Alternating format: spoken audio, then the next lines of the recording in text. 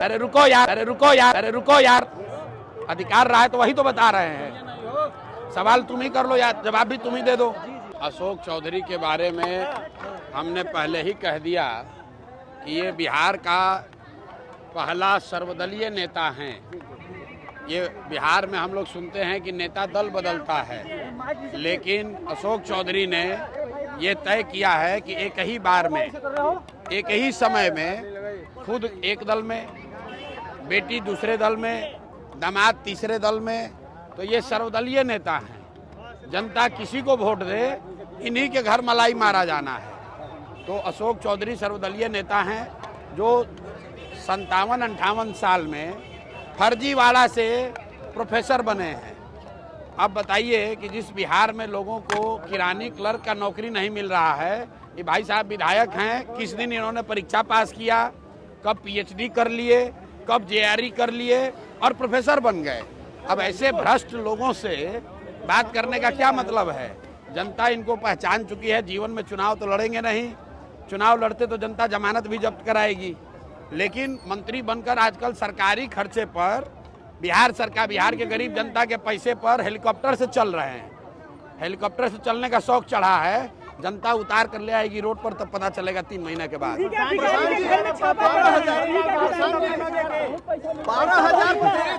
भैया ऐसा है कि बिहार के सबसे भ्रष्ट नेता जो हैं, अगर आप लोग ऑनलाइन सर्वे कर लीजिए, कोई भी आप अपने अपने प्लेटफॉर्म पर डाल दीजिए कि बिहार का सबसे भ्रष्ट नेता कौन है 3, तो उसमें नाम आएगा अशोक चौधरी का, उसमें नाम आएगा मंगल पांडे का, उसमें नाम आएगा दिलीप जायसवाल का।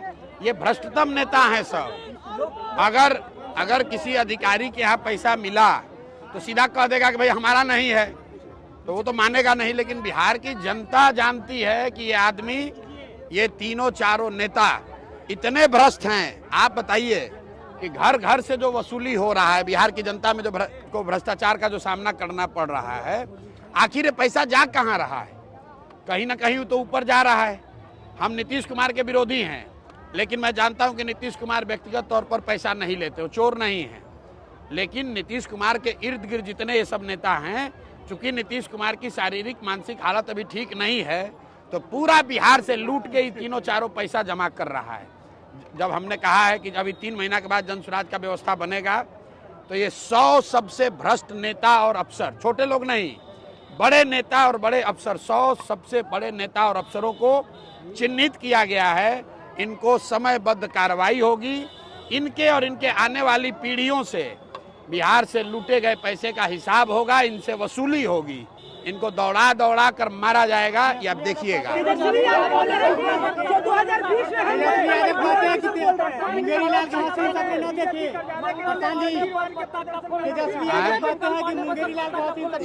मंगल पांडे के बारे में हम लोगों ने बताया कि ये पैसा लेके घर खरीदे हैं।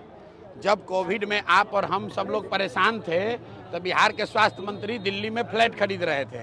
आप फ्लैट कहाँ से खरीद रहे थे?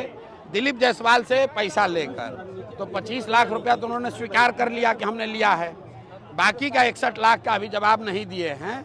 अभी हम प्रेस करेंगे, किसी दिन पटना रहेंगे तो आपको बता देंगे बिहार की जनता को कि बाकी का 61 लाख रुपया कहाँ से लिए हैं। सर 12,000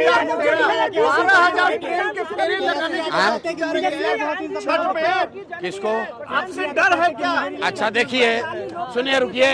ये कह रहे हैं कि तेजस्वी यादव कह रहे हैं कि मुंगेरी लाल के सपने मत देखिए। तो इस बिहार में खाली तेजस्वी यादव और लालू यादव के लड़कों को सपना देखने का अधिकार नहीं है, बिहार के सारे युवाओं को सपना देखने का अधिकार है।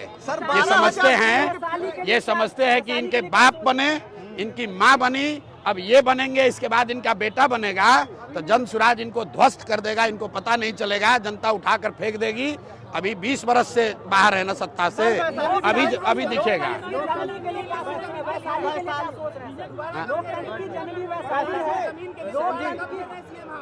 लोकतंत्र की जननी वैशाली है, इसके लिए क्या सोच रहे हैं सर? वैशाली के लिए कुछ अलग से नहीं सोच रहे हैं। वैशाली के लिए भी वही सोच रहे हैं जो पूरे बिहार के लिए सोच रहे हैं कि बिहार में बदलाव होना चाहिए, बिहार में बच्चों के लिए पढ़ाई और रोजगार होना चाहिए, पलायन बंद होना चाहिए। अरे रुको यार, अधिकार रहा है तो वही तो बता रहे हैं। सवाल तुम ही कर लो या जवाब भी तुम ही दे दो। भाई मेरे, वैशाली के लिए भी वही सोच रहे हैं जो पूरे बिहार के लिए सोच रहे हैं। बिहार में बदलाव होना चाहिए, लालू नीतीश के राज का खात्मा होना चाहिए। यहाँ पर बच्चों के लिए पढ़ाई रोजगार होना चाहिए, पलायन बंद होना चाहिए, भ्रष्टाचारियों को जेल जाना चाहिए।